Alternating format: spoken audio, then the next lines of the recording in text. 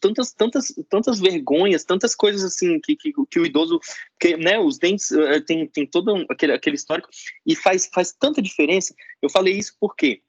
Porque, por vezes, em diversas outras instituições, a gente tinha a felicidade de ter o projeto da UNB, lá da Odonto, em uma instituição específica, mas em instituições que não se tinha isso, eu já ouvi, e aí eu acredito que o professor Zanetti também já deve ter visto isso, próteses comunitárias. Às vezes, idosos que dividiam dividiam mesmas próteses, ou próteses que eram feitas iguais para todos os idosos. Vocês já ouviram falar alguma coisa do tipo? Então, desculpe ter te cortado, professor, mas só para passar um pouco dessa experiência para a gente ver quão absurdo às vezes é a gente jogar todo mundo no mesmo pacote e generalizar dessa forma e excluir, né, a identidade de uma pessoa. Eu queria fazer um segundo comentário. Mas já vi compartilhar escova de dente na família inteira. Nossa, isso é o mais comum. Muito comum. E vender prótese na feira. A pessoa vai lá, calça Sim. como se fosse sapato. Né? Mas vamos lá. Tem essas coisas. Acabei te cortando, né? Mas foi uma coisa que me lembrou assim que... Não. E tem uma outra coisa. A ideia é essa mesmo. A ideia é essa aí. É para isso mesmo. E se a gente parar para pensar que a vida que se vive, a estrutura, ela não é feita para reforçar e desenvolver o lugar social da pessoa, tá certo? Com o passar do tempo, vai surgindo um vazio social, né? Sim. E você preenche isso com a institucionalização. Sim. Né? E quando surge também, né, uma perda do lugar da pessoa na relação paciente-profissional, você cria um vazio nas práticas profissionais e você preenche isso com medicalização. Sim. Né? Sim. São formas de preencher o vazio. Né? Exatamente. Né? O vazio da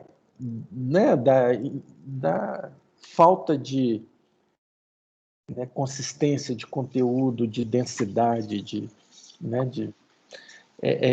como é que a gente vai colocando remedinho, né? E tem uma frase da minha época, que não é de vocês, da Blitz, que fala, na época que surgiu a AIDS, fala assim, AIDS não tente colocar band-aids, né? Uhum. A medicalização é um band-aid na complexidade Sim. da questão do envelhecimento, e especialmente, né, na questão da demência, né? Sim, é uma coisa que, assim, para complementar mais uma vez essa questão da polifarmácia, tanto é a falta de uma escuta atenta, que por vezes, assim, eu já comentei com vocês, eu fiquei inserido por muito tempo em várias instituições de longa permanência, aqui no DF e fora, né? E em Portugal também tive essa oportunidade, mas por diversas vezes, aqui, em instituições de longa permanência, aqui em Brasília, infelizmente a gente não pode, né, falar nomes, mas a vontade que dá é falar nomes. Idosos chegam, eu como representando a universidade, a gente precisa observar, não pode nem interferir em algumas coisas. E aí o idoso chega, reclama de dor, não, uma coisa extremamente subjetiva, relativa, e aí existia em uma instituição específica, existia um pote grande com várias cápsulas vazias. Placebo. Várias cápsulas vazias.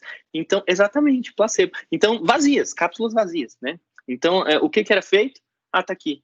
Então, tanto é a falta de escuta que a gente vê coisas assim absurdas, como foi nesse nível em que eu presenciei. Então, trago essas experiências para vocês, porque existe, não é alguma coisa distante.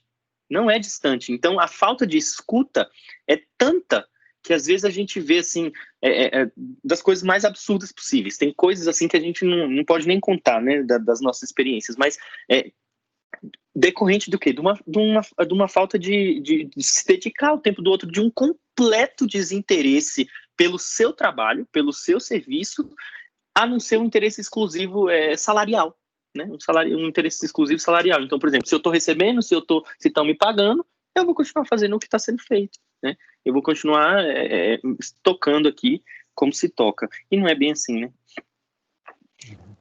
Isso é uma reflexão muito forte para a saúde, né? como é que os profissionais encaram as práticas de saúde, como se fosse vender sabonete, né? Isso é um absurdo, né? É um absurdo. Mas vamos lá, muito bom, Vitor. Vamos para assim, mas antes da gente só passar para a próxima, tem um outro medicamento que, assim, essa lista de medicamentos saiu pela Sociedade Brasileira de Geriatria e Gerontologia, que são medicamentos proscritos, que não podem ser prescritos para idosos, né?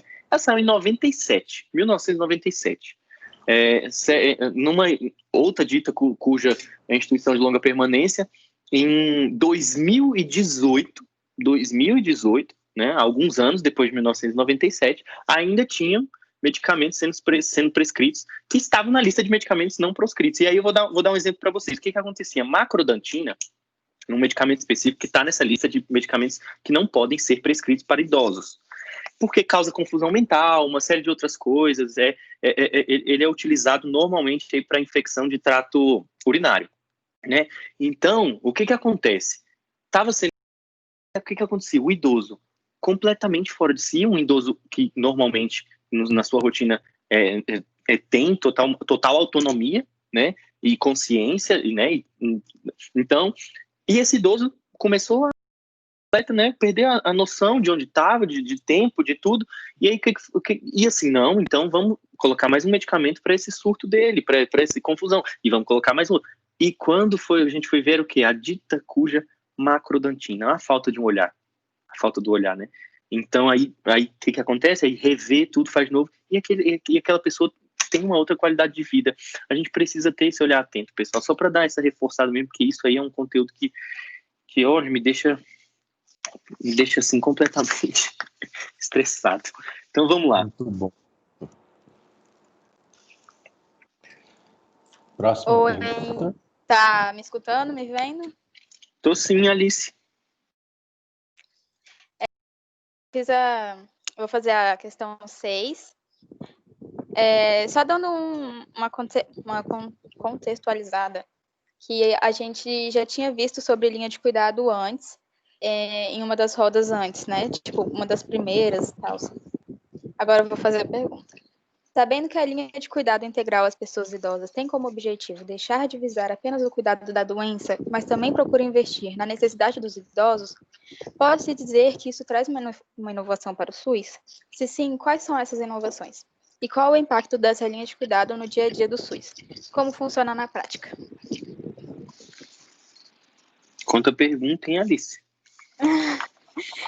Porque eu queria, englobar tudo e se você quiser colocar... Foi você que fez essa pergunta? Foi. Qual foi a sua maior dúvida? Qual foi a sua maior dúvida construindo essa questão? O que mais você queria saber? O que era assim que você falou? Não, isso aqui é uma coisa que... Sinceramente, eu quero saber como motivou? É que funciona na prática. Ótimo. Então, nós temos, assim, uma dificuldade histórica de reestabelecer práticas, né? Isso é do ser humano. Eu sempre fiz desse jeito. Já viram? Nasci assim, cresci assim, a síndrome de Gabriela, né? A famosa. Então, nasci assim, cresci assim, vou ser sempre assim. Gabriela!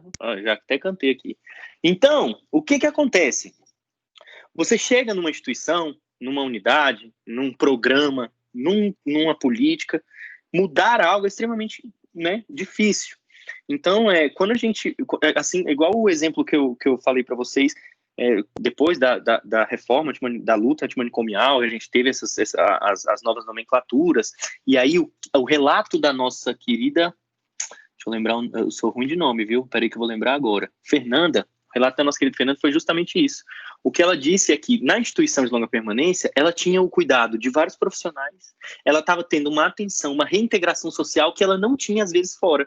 Essa é a ideia da instituição de longa permanência, né? Então, só que para chegar até aí, vocês imaginam, se transformar de asilo até chegar, por exemplo, aqui nesse relato, modelo que a gente tem, que é esse relato aqui da Fernanda. Então, é uma mudança muito longa, né? Então, a partir da criação da Política Nacional da Pessoa Idosa, a gente teve diversas dificuldades, né, de estabelecer isso, mas em muitos lugares locais de atendimento, isso se tornou, assim, plano modelo, como, por exemplo, na atenção primária.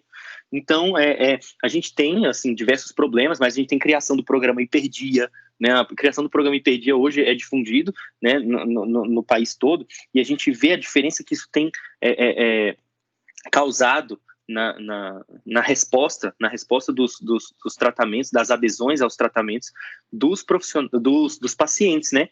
Então a gente vê que a passos lentos, mas como toda mudança, mas acontece, e é de fato, a gente consegue perceber essas mudanças, só que a gente ainda precisa de apoio e visibilidade. Eu vou dizer uma coisa aqui para vocês que me revolta muito, que é o seguinte,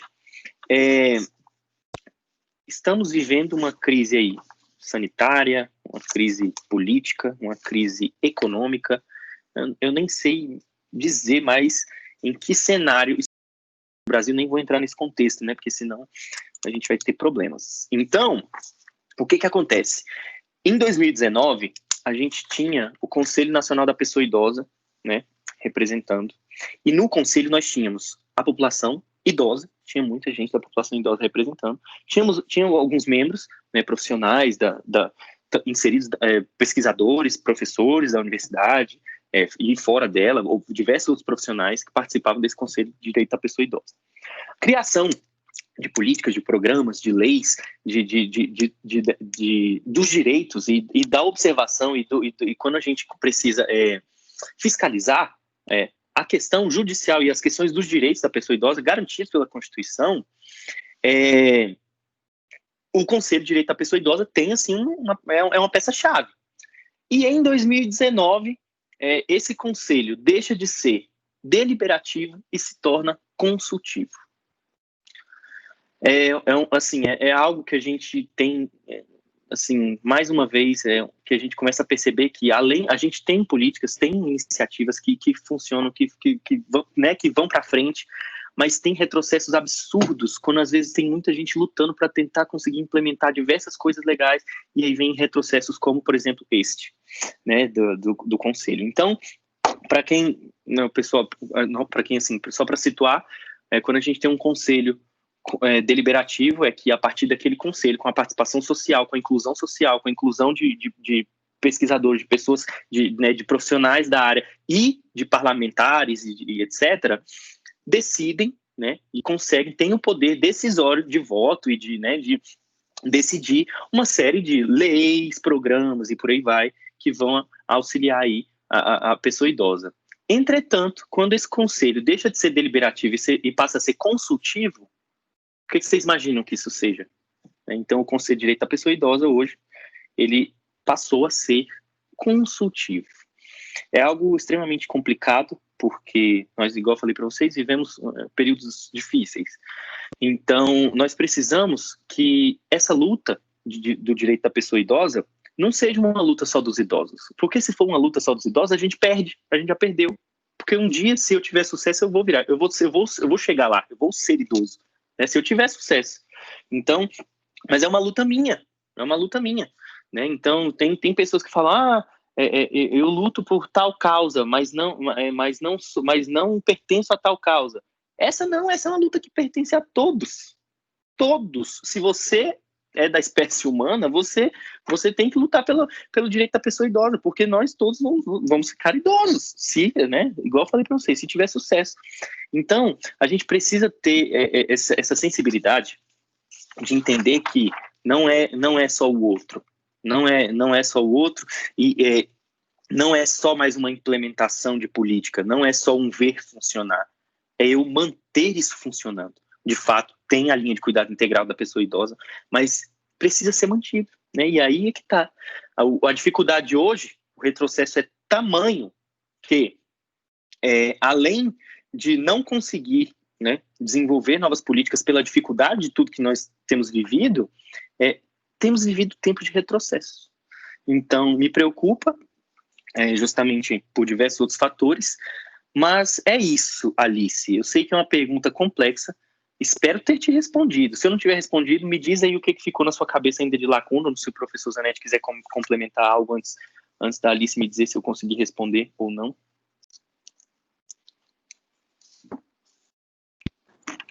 Ô, Guilherme, eu não vou... Ô, Vitor, eu não vou entrar nessa resposta porque eu não conheço em detalhes, né, a linha de cuidado do idoso, não. Tá?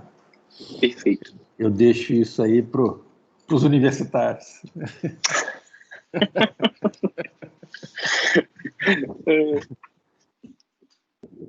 Alice, você deu por satisfeita? Você queria completar alguma coisa na pergunta?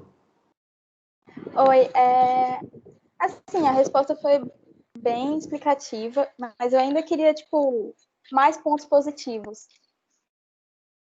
Sim, isso é um avanço tremendo.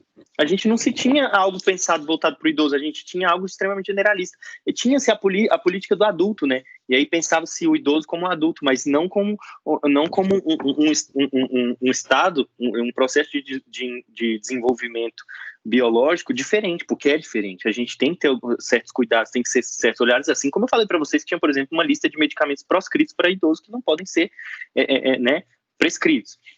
Então, a gente tem cuidados específicos e isso foi um avanço tremendo. E tem funcionado bastante. Só que a luta que eu mencionei para vocês é em manter isso ativo e manter isso cada vez mais em desenvolvimimento, porque assim como a ciência, os programas eles têm que se desenvolver, né? E parte da gente, da comunidade, dos profissionais, dos atuantes. Então, isso que eu havia comentado com você, e parte dos profissionais também, e da própria comunidade entender que existe, né?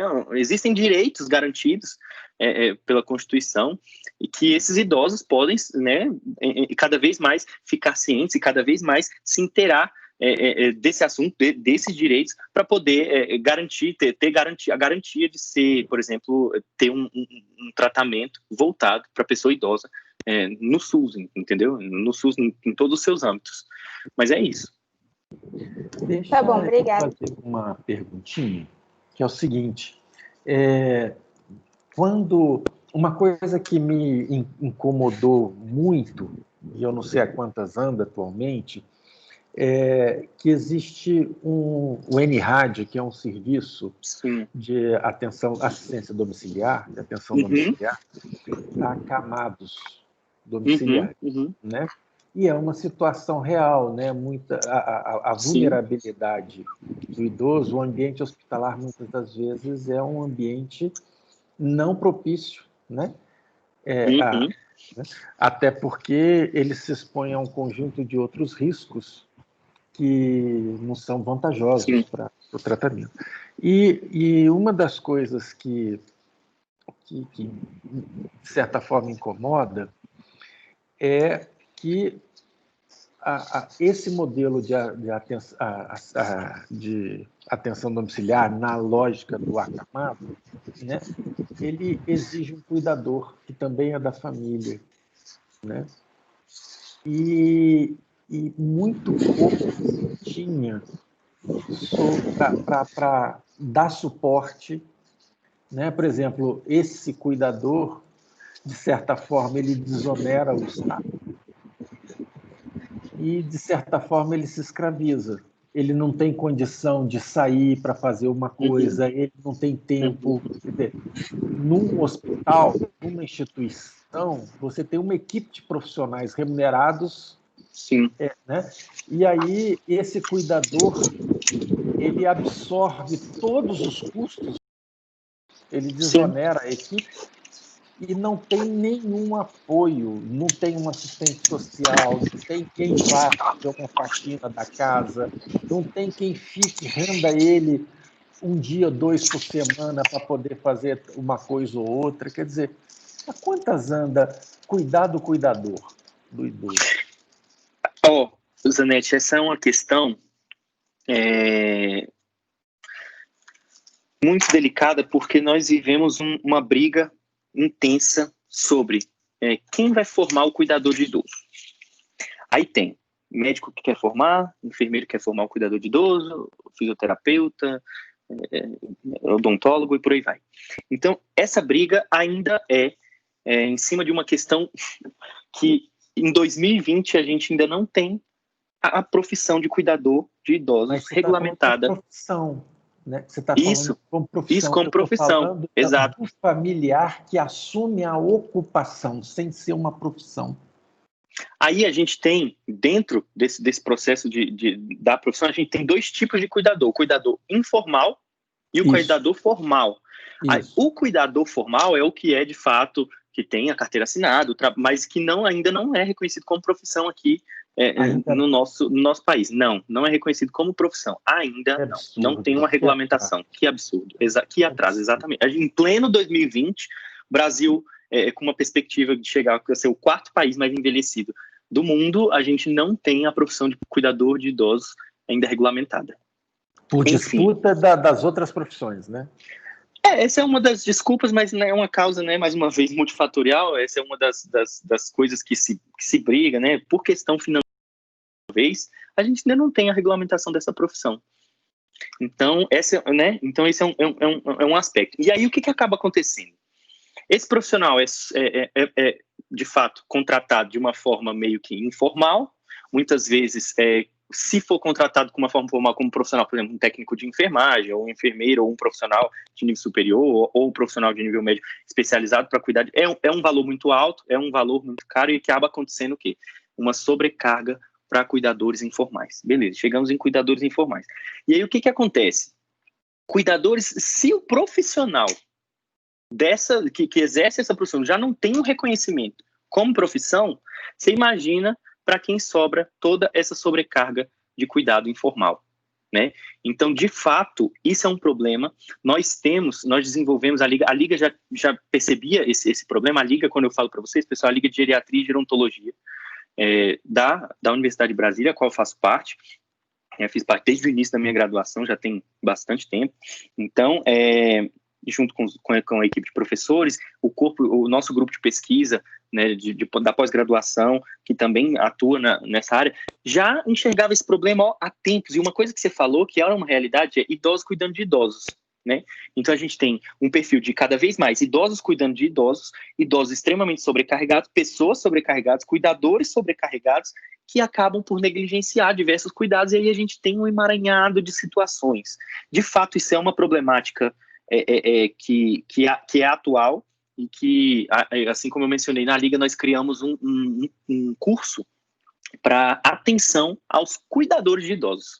Esse curso já está, se eu não me engano, na 12ª edição, já tem um tempo já, ele acontece no HUB, a gente comumente solta a gente sempre libera bastante vaga para o pessoal, e é um curso de apoio, não profissional, obviamente, porque a gente não pode, né, mas é um curso que dá todo o suporte técnico e científico para cuidadores informais, para que esses cuidadores tenham minimamente um suporte emocional, técnico, mas o ideal é que esse cuidador sobrecarregado, ele toma para si, né, os cuidados da pessoa que precisa ser cuidada, e acaba por não compartilhar, ou por não, mas por diversos outros motivos. Mas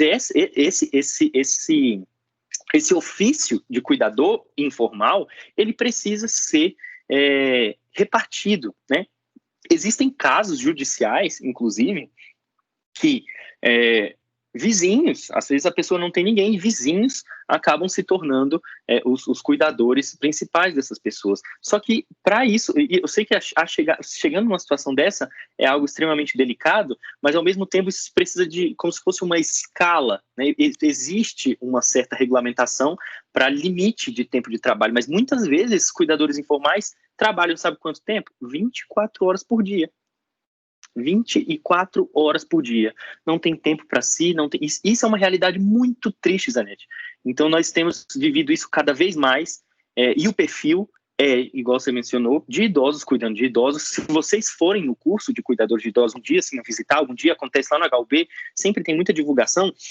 Se vocês forem e passarem um dia de aula normal e abrir a porta assim, vocês vão ver, 70% da turma são de idosos. São de idosos. Então, é uma realidade triste, uma realidade complicada. A gente tem lutado, tem pesquisado, tem escrito muito sobre, para ver se essa realidade cada vez mais tende a melhorar. Mas nós vivemos no Distrito Federal, que ainda assim é uma realidade extremamente, como é que fala? Privilegiada em vista de alguns outros estados, para vocês terem noção. Então, se a situação está muito feia, né, para algumas coisas aqui, principalmente nesse ano, vocês imaginam como está nos outros estados. Alguns companheiros de São Paulo, da SBGG também, da Sociedade Brasileira de São Paulo, têm partilhado muito sobre o investir, né, na formação desses cuidadores, né, mas ainda a passos lentos, né. Então, uma saída seria essa questão mesmo de oficializar a profissão de cuidador formal, cuidador de idosos, sendo uma profissão, e isso acabar sendo, né, inserido dentro do sistema de saúde, mas aí é uma utopia que a gente sabe que talvez possa vir a, né, mas assim, a gente tem um agente comunitário de saúde, a gente pode vir a ter o cuidador de idosos, mas são várias discussões que a gente tem sobre esse assunto, e o assunto cuidador de idosos é, hoje, na gerontologia, perigoso. Perigoso? Perigoso. Ou crítico? Talvez, apolêmico, diria. Polêmico, melhor. Mas polêmico porque ainda não se formatou a solução, mas o problema ninguém contesta, né? Sim. Então a gente tem... a solução que é um problema, né? Que não Exato. Tá nada, né? Exato. Agora o problema está totalmente colocado, né? Exato. Todo mundo reconhece que isso é um problema sério. Sim. Tá. Muito bom, Vitor, muito bom. Vamos para a próxima? Vamos, sim.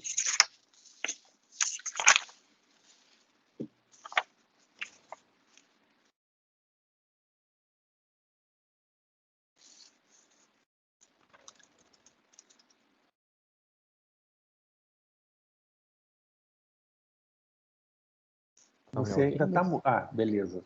Estava mudo. Voltou? Voltou? Voltou, sim. Então, a próxima pergunta é: a feminilização da velhice é um fator que vem sendo observado ao longo do tempo devido a diversos fatores determinantes, como a maior propensão dos homens a fatores de risco por doenças cardiovasculares, por exemplo. Como o SUS pode enfrentar a resistência da população masculina a procurar os serviços de saúde e como a saúde da mulher pode prevenir a perda da capacidade funcional das mulheres? Jesus. Então, vamos lá. A feminilização da velhice. Foi você que elaborou essa, Guilherme? Foi. Foi? O que você quis dizer quando você falou a feminilização da velhice? É o maior número de pessoas idosas mulheres, né? Na minha família, por exemplo, eu não tenho mais avós, eu só tenho avós. Isso é um fenômeno que eu também percebo em várias famílias que eu conheço. E também já visitei alguns lares e a maioria deles... Sim, entendi. Agora entendi. Eu li feminilização da velhice e pareceu algo relacionado a gênero, em deixar, em colocar o envelhecimento como algo feminino. Aí a gente entrar numa discussão de gênero, uma discussão, né, do nosso aí famoso e antigo patriarcado. Mas eu vi que não é isso. Eu vi que você percebe a maioria de idosos sendo do sexo feminino, é isso? Isso. Perfeito.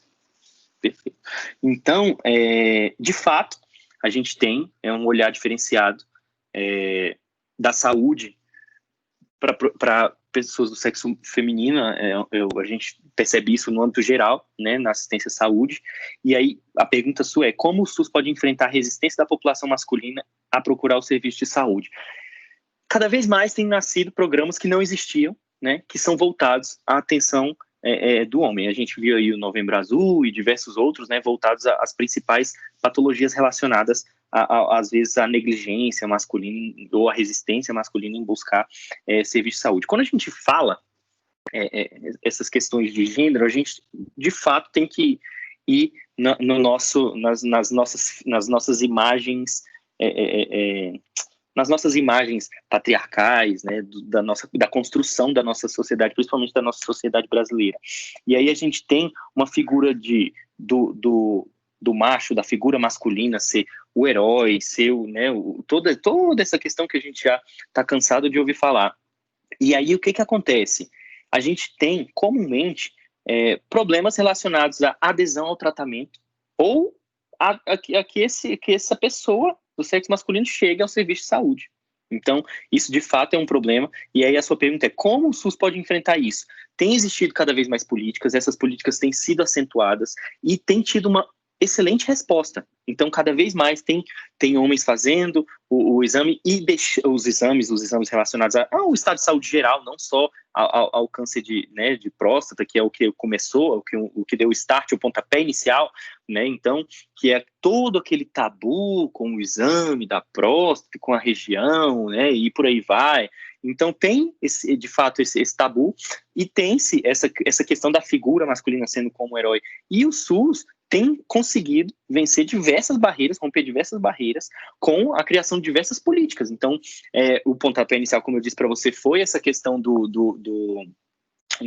câncer de próstata, e aí a gente tem políticas que deixam isso cada vez, diminuem a questão do tabu, tentam deixar isso, fazer a naturalização da busca por esse serviço de saúde, e por aí vai. Então, de fato, os programas, né?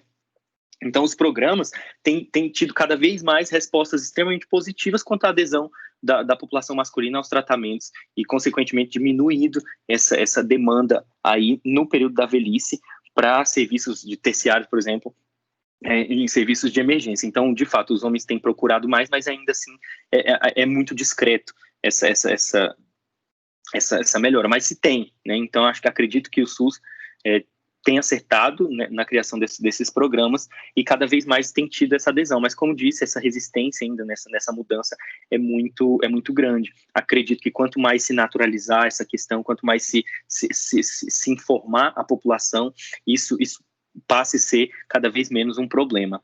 E como a saúde da mulher pode ser prevenida, como a saúde da mulher pode prevenir a perda da capacidade funcional das mulheres. Isso aqui me deixou confuso. Você consegue me ajudar nessa última questão? E como saúde da mulher pode prevenir a perda? Então, o que eu estava na minha cabeça era o que nós, profissionais de saúde futuras, né, que a gente pode fazer hoje para prevenir que as mulheres, quando elas se tornem idosas, elas possam ter problemas nas capacidades funcionais delas, entendeu? Você fez essa pergunta da capacidade funcional, por qual motivo? Deixa eu só para eu ver se eu estou certo. Então, deixa eu elaborar. Por que você quis saber? Por que você ficou interessado na capacidade funcional das mulheres? Então, como você falou, eu dei uma olhada na política e também dei uma olhada na parte da OMS. E a capacidade funcional é uma coisa que é bastante citada lá.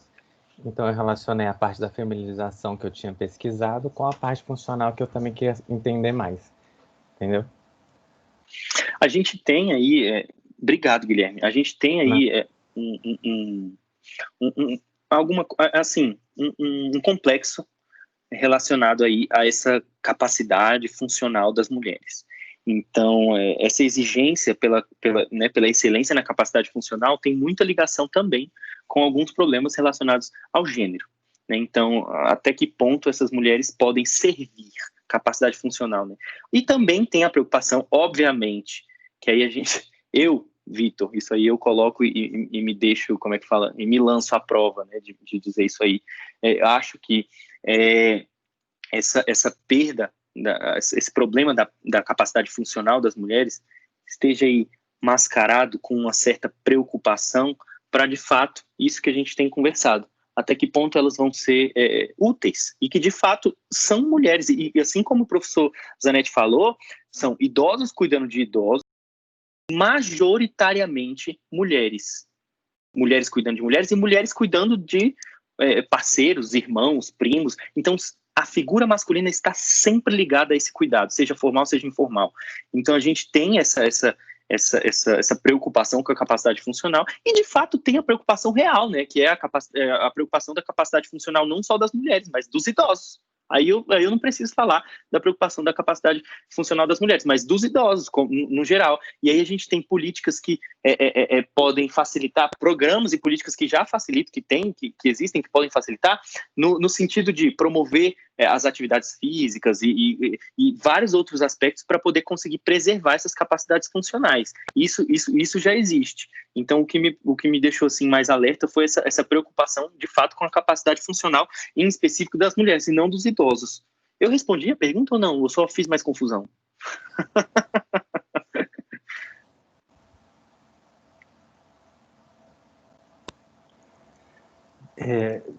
Vitor, você tem um problema prático do teto a 5,5 e ainda tem duas questões. Eita! Né? Pois é. Eu só vou falar uma frase, não vou comentar mais do que isso. Né? Desde a Grécia Antiga, e isso foi reforçado pelo cristianismo, né? O cuidado é doméstico e feminino. O trabalho é na rua e masculino. Sim. E aí, quando a gente pensa em autocuidado, os homens são uma negação. Sim. Quando a gente pensa em cuidado da família, os homens são uma negação. Né? Sim. E como os homens estão expostos não só a riscos cardiovasculares, mas a todos os riscos da rua, Sim. do tráfico de droga, do acidente cair do andaime, de bater com o carro. Das né? expectativas. A expectativa de vida masculina é menor do que a feminina. Né? E acaba que a questão da demográfica, né? na velhice, ela tem mesmo... né? Por essa cultura, nós não temos uma cultura egípcia, né? Nós não temos uma cultura que a Sim. mulher também está... A gente tem uma cultura grega, uma cultura europeia, machista, que coloca o lugar da mulher, do escravo e da criança no oikos, e Sim. não na ágora, na praça pública. Né? Mas vamos em frente. Questão 8. Vamos lá. Boa tarde, eu sou Fabiane, vou fazer a questão número 8. De 2010 a 2018, segundo dados do CIM, as doenças de aparelho circulatório foram as principais causas de morte na população acima de 60 anos. Esse cenário pode ser visto como resultado das incapacidades dos serviços de saúde em realizar o controle de fatores de risco preveníveis durante a transição epidemiológica e demográfica brasileira. De fato, a gente teve aí um aumento significativo das doenças do aparelho circulatório e das doenças crônicas no geral. Lançou-se a política nacional das doenças crônicas não transmissíveis, e aí a gente teve já a iniciativa, né, já de pensar na resposta positiva sobre essa questão. Mas tem um fator importante que a gente observou, já tem se observado, vários estudos têm observado essa mesma questão, que países do extremo norte, né, principalmente países da União Europeia, a gente tem se observado que as doenças crônicas não transmissíveis têm um aumento significativo com a medida do desenvolvimento geral. Então, tem se pensado que, à medida que o Brasil tem avançado em diversas questões de desenvolvimento, tem se assemelhado também às questões das doenças crônicas não transmissíveis. Entretanto, tem-se diversas políticas e a criação de diversas políticas para tentar, na tentativa de agir na prevenção, né, na promoção e na prevenção da saúde, porque as doenças crônicas não transmissíveis, elas estão presentes em todas as faixas, em todas as classes sociais, as faixas etárias, a depender, e principalmente relacionado, obviamente, à pessoa idosa.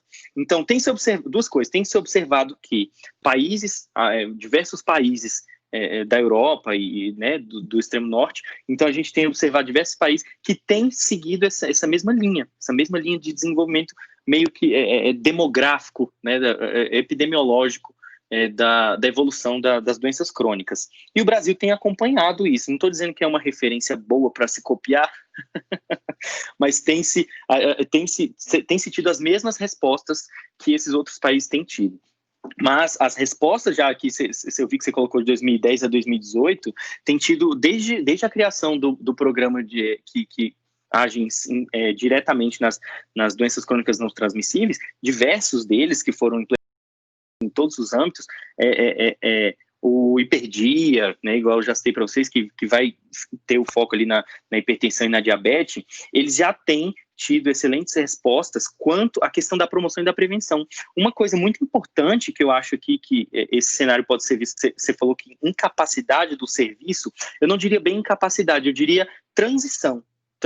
Então, de fato, essa transição tem acontecido e a gente tem tido essas respostas e acredito que inserir esse tema das doenças crônicas não transmissíveis em idades cada vez mais precoces, como, por exemplo, inserir desde a escola, a educação primária, a gente pode ter uma resposta muito melhor a longo prazo, assim como os outros países, referência que a gente tem tido, também tiveram a partir da ampla divulgação das informações e cada vez mais da educação e promoção, né, da saúde, querendo ou não. Não sei se eu respondi. Olha, gente, eu já estou aqui na minha quase 12ª hora de aula, ainda tem mais aula, mas vai dar tudo certo, tá bom? Me perdoem se eu já não estiver sendo tão completo, tão funcional, tá bom? Minha capacidade intelectual já está diminuída. Dito, no modo mínimo já está para lá de mão. Tá ótimo. Esse é um modo muito obrigado, professor. Né? Na reserva tá ótimo. Sim, imagina. Sim. Vamos para a última? Vamos para a última. A última também sei o que vou fazer. Segundo a Política Nacional de Saúde da Pessoa Idosa, saúde para esse grupo não se limita ao controle e à prevenção de agravos de doenças crônicas não transmissíveis. Também compreende a interação entre a saúde física, a saúde mental, a independência financeira, a capacidade funcional e o suporte social. Durante a atual pandemia, a população idosa está ainda mais vulnerável, seja biológica, social ou psicologicamente. Qual o impacto desse momento na saúde desse grupo? Nossa, a pergunta é, qual o impacto desse momento na saúde desse grupo? Me respondam vocês aí, assim, na cabeça de vocês. Eu vou subentender algumas coisas, depois que qualquer coisa a gente fecha conversando juntos. Vocês têm idosos próximos de vocês? Como é que foi vivenciar esses momentos de pandemia desses idosos? Qual foi a resposta que vocês tiveram? A gente não precisa ir longe, né? A gente sabe que a questão da Política Nacional de Saúde da Pessoa Idosa tem cada vez mais investido na promoção de saúde, né? Ali a gente tem a questão da independência financeira, da capacidade funcional, da capacidade instrumental de vida diária, né? A gente tem ali a questão da melhoria do saúde física geral, da saúde mental geral, e por aí vai, esses diversos outros aspectos. Mas o que vocês têm observado aí nos idosos que estão próximos a vocês, principalmente relacionado ao que a gente observa, né, assim, de doença. Por exemplo, o idoso na pandemia está vivenciando, ele tem, né, portador de uma doença crônica não transmissível, e aí acontece essa questão da pandemia, e você pergunta qual o impacto disso no movimento da saúde dele. Por exemplo, os grupos de hiperdia que aconteciam já não acontecem, o grupo da hidroginástica que acontecia já não acontece, a terapia, né, com o psicólogo, ou seja lá quem for, né, com qualquer com o tipo de profissional que for estiver atendendo, seja médico, seja odontologista, então você imagina como que ficou, qual foi o impacto, então, para esse grupo, né? A gente observa porque a geração que tem buscado cada vez mais serviço de saúde hoje é uma geração que, há anos atrás, não sabia o que era promoção de saúde, não sabia o que era prevenção, assim, né, de uma forma mais genérica. Mas então a gente tem a resposta, muitas patologias, muito da procura desse serviço de urgência tem tido, porque se a gente olhar para trás também, essa população não tinha esse, vou botar entre parênteses aí, conhecimento e informação sobre o assunto. Então a gente tem uma pandemia, a gente tem um grupo que tem uma demanda específica de saúde alta, né? Então aí vocês imaginam, eu deixo essa retórica aí para vocês, porque de fato, qual o impacto da pandemia nesse momento? Imagina, na saúde geral desse grupo, é um impacto absurdo, né?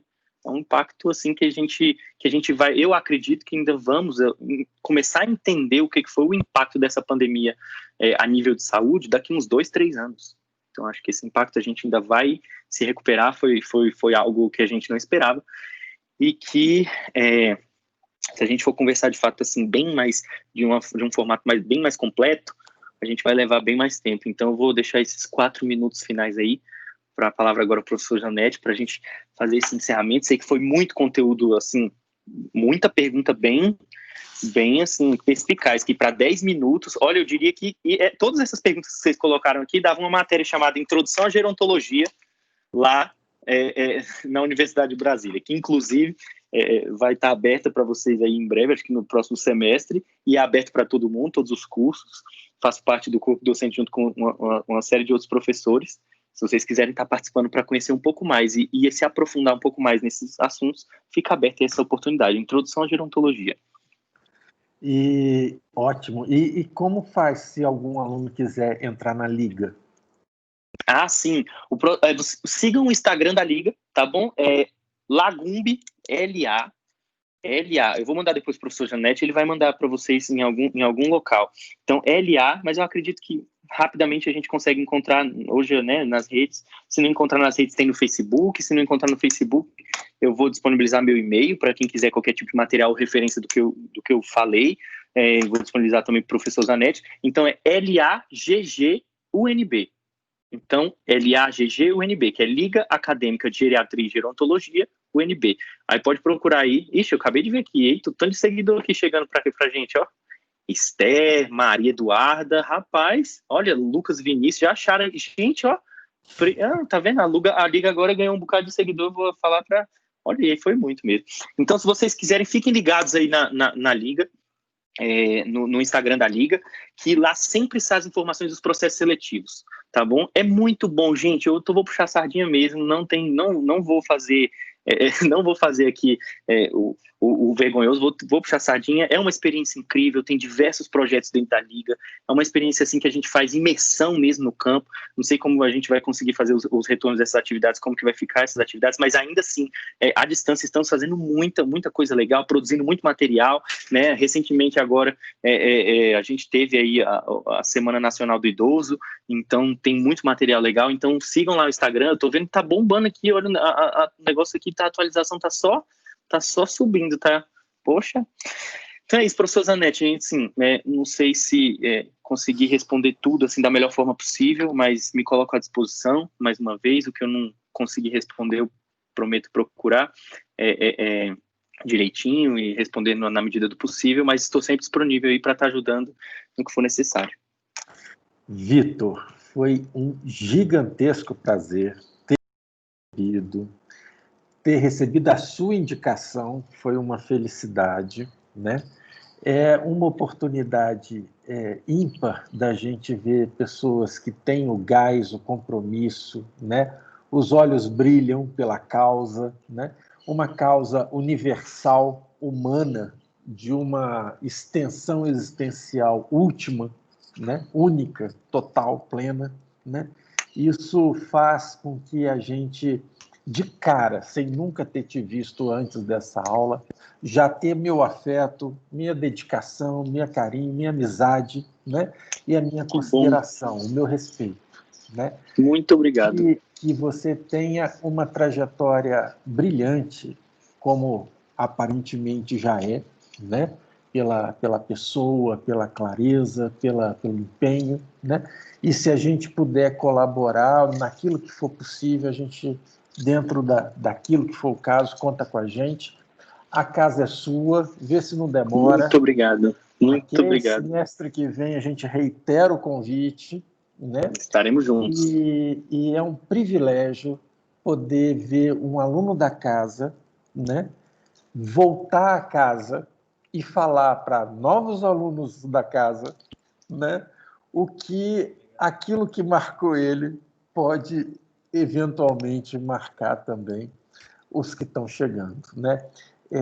A Universidade de Brasília não é mais uma universidade qualquer, ela foi criada, se a gente lê para que ela foi criada, a missão dela, a gente vê, ela não foi criada para potencializar negócios, ela não foi, e isso também, nada contra, mas o foco dela são as grandes questões nacionais, as grandes questões sociais, as grandes questões, os grandes desafios, e não tem questão maior do que a transição demográfica, a transição epidemiológica e a transição cultural e de consciência que a gente precisa, né?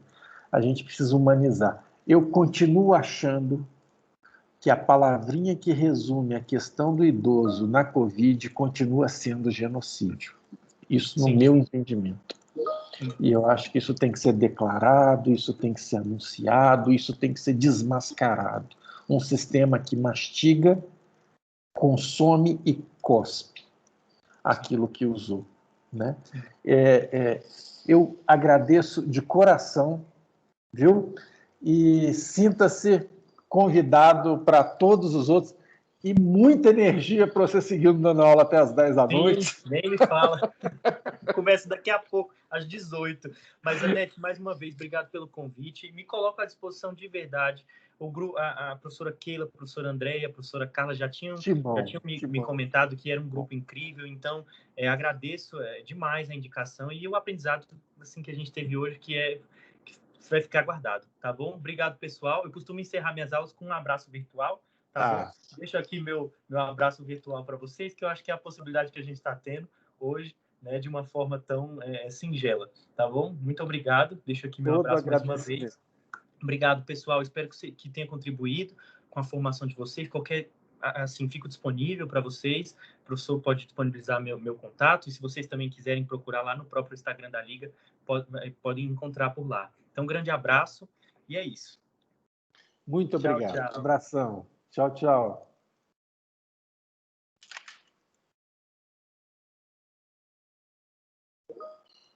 Oi, gente. Mais uma aula chega ao fim, né?